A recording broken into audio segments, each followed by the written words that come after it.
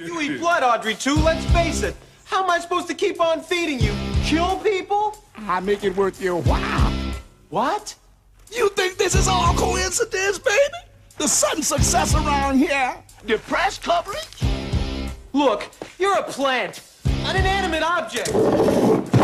Does this look inanimate to you, punk? That's Audrey 2, the talking plant from the 1986 musical film version of Little Shop of Horrors, also starring Canadian national hero Rick Moranis. And this is the hook.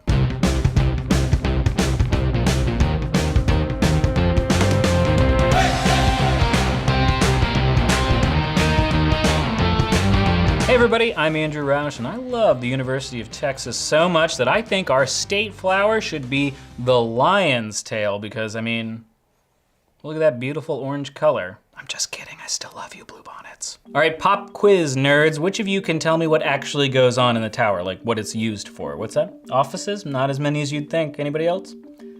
Secret experiments to extract the DNA from longhorn cattle and fuse it into our star athletes so they can be bigger, stronger, and more fearsome than our competition?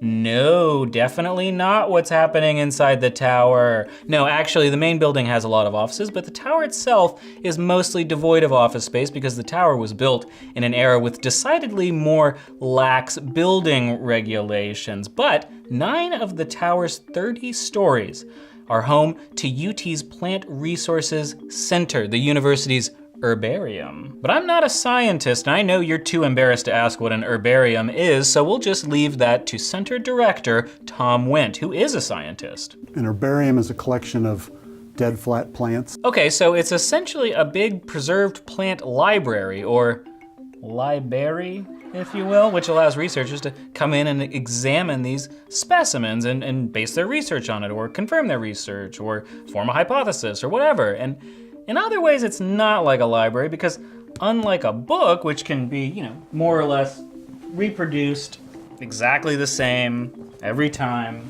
at will, ad nauseum, you can't really do that with plants, and by definition, every item in the collection is unique. It's different from a library. It's more like an art museum in a sense. In other ways, for instance, each object is unique. This one here was collected in 1994? 2001. Dang. This one over here 2008. was collected in 1893. Oh, dang, that's old. And by the way, if you're looking at this whole mounting dry plants on paper thing and thinking it's kind of old fashioned, well, sure, but also it works and it's still relevant because try as we may, we still have not perfected time travel. Sorry, Doc Brown. Great Scott! So we can't go back in time and see what plants used to look like or where they used to live because ranges of plants change over time because of lots of different reasons, and so do the plants themselves. Speaking of things changing over time, there's even a clipping made by Charles Darwin on his voyage on the Beagle to the Galapagos Islands, and one from the famous Captain Cook. Cook, not Hook.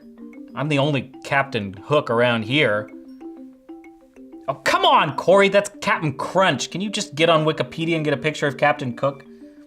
Thank you. Okay, please continue, Dr. W. We're so careful about preserving these. When people do DNA studies, they can take a little bit, but not too much, because the whole idea is we don't know what the methodologies will be 50 years from now, 20 years from now, that might make much better use of this specimen to answer some other question. All right, so you've got 1 million items archived there. You got clippings of newly discovered species and clippings from Charles Darwin, but Dr. Dubs, I wanna know what you find really interesting about this collection. Looking at the collections from the 1840s and 50s from Texas is really interesting. We have 600 or 700 specimens from that time, collected by an early botanist named Ferdinand Lindheimer. And again, to be able to look at these collections and realize he actually collected these things, and their importance is not only scientific, but also that archival, historical thing I was talking about before. You can learn more about the herbarium in the link I've provided in the description down below, where it's joined up with 3 UT News stories. In the first, you'll learn the answer to that question that's been burning inside your mind for months if not years, is Augie Garrido the Bobby Knight of college baseball? We answer that tough question. There are also other links. You can learn about the EERC, UT's new engineering epicenter, and how it's just gotten under construction. And you can learn about the forgotten female pharaoh of ancient Egypt. And by the way, if you haven't subscribed to The Hook, basically what's wrong with you? And also, why haven't you subscribed everyone you know? There's a convenient subscribe button located somewhere around this video window, so please click it. You'll know it because it's the one that says subscribe. And also, check out the Texas X's in our magazine, The All Call It, and all your favorite